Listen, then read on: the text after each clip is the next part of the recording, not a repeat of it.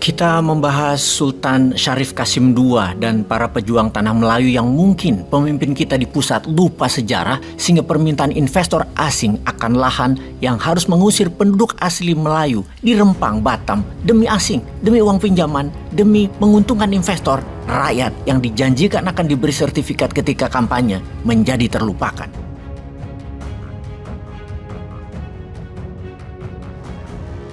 Sultan Syarif Qasim II lahir Desember 1893, dinobatkan jadi Sultan Siak ke-12 dengan gelar yang di Pertuan Besar Syarif Qasim Abdul Jalil Saifuddin. Ketika deklarasi kemerdekaan 17 Agustus 1945, Sultan Syarif Qasim II memutuskan bergabung dengan NKRI. Kemudian atas nama Kesultanan Siak Sri Indrapura, Sultan Syarif Qasim II menyumbang 14 juta gulden Belanda, kurang lebih senilai 100 juta dolar di masa itu, atau senilai yang mungkin setara 50-100 triliun rupiah di masa sekarang. Kemudian Sultan Syarif Qasim II aktif berperan membujuk para Sultan Tanah Melayu lainnya, yaitu yang di Sumatera dari Aceh hingga Lampung, hingga juga Sultan di Tanah Kalimantan agar bergabung dengan NKRI.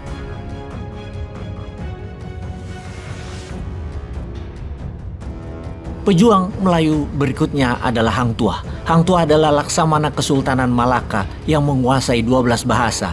Dia pahlawan laut, dia juga ambasador ulung Kesultanan Malaka. Pada usia sangat muda, Hang Tuah tinggal di Bintan. Dia belajar beberapa bahasa asing yang kala itu sangat penting untuk dikuasai, seperti bahasa-bahasa Arab, India, Cina, Siam, dan Jawa. Awal kemahiran bahasa Hang Tuah adalah bahasa Arab, kemudian India Tamil, kemudian ke Siam dia belajar bahasa Thai, yang mengajarinya bahasa Siam adalah seorang Tionghoa, yang kemudian Hang Tuah pun belajar bahasa Mandarin, bahasa gurunya tersebut. Karena kerajaan Jawa mulai menguat di Selat Malaka, Hang Tuah pun belajar ke Pulau Jawa. Untuk diplomasi, belajar bahasa Jawa, sampai akhirnya dia berhasil menguasai total 12 bahasa. Selain belajar banyak bahasa, Hang Tuah jugalah yang mengenalkan bahasa Melayu ke seluruh Nusantara dalam strateginya berdagang dengan para saudagar dari Jawa, Makassar, Ternate, dan banyak wilayah lainnya, yang akhirnya membawa Nusantara berbahasa Melayu, yang kemudian puncaknya di tahun 1928 seluruh kekuatan anak muda bangsa bersama mengatakan berbahasa satu, bahasa Indonesia. Tanpa Hang Tuah tidak ada duta bahasa Melayu di Nusantara ini. Sobat, apa pelajaran yang didapat dari pejuang tanah Melayu tersebut? Merekalah yang mewarnai dan membentuk negara ini seperti sekarang adanya. Lalu kemudian, mengapa investor asing sekarang lebih disayangi dari para pejuang bangsa dan pejuang negara ini, sehingga turunannya pun diusir dari tanahnya sendiri? Bahkan kalimat siapa yang menghalangi investasi akan dibuldoser, akan dihukum. Mengapa investasi asing jadi penting sekali? Apa sih prinsip investasi itu? Benar, cari untung segede-gedenya.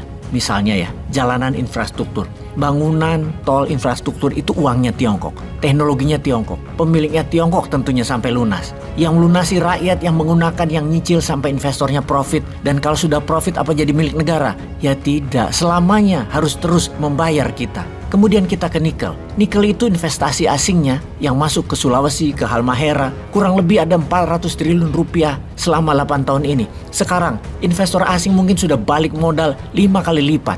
Indonesia dapat apa? Wahai pejabat, jawab, Indonesia dapat apa? GDP per kapita 8 tahun ini naiknya hanya 30%. GDP per kapita awal 2014 adalah 3.500-an. Kemudian sekarang di tahun 2022 sekitar 4.600-an, alias per tahun hanya naik 3,8%, jauh dibanding India yang naik 60% dalam 8 tahun atau 7,5% per tahunnya, jauh dibanding Vietnam yang 49% dalam 8 tahun atau 6% setahunnya. GDP per kapita Indonesia naik hanya 30%, sementara investor asing nikel dan lain sebagainya dalam 8 tahun naiknya 500%. Kembali ke investor, mana ada investor yang mau rugi? Investor tuh maunya untung.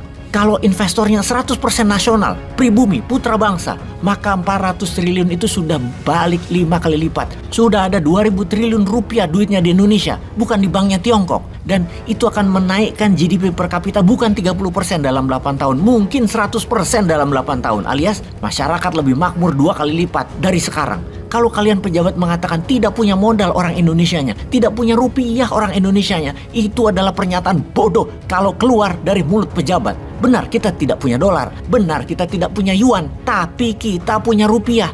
cetak saja pakai underlaynya proyek nikel, cetak saja pakai underlaynya pasir silika untuk buat kaca, nggak usah sini. Bagaimana sih? Hargai rakyat lah, hargai rupiah dan hargai pejuang bangsa sendiri dong. Peace.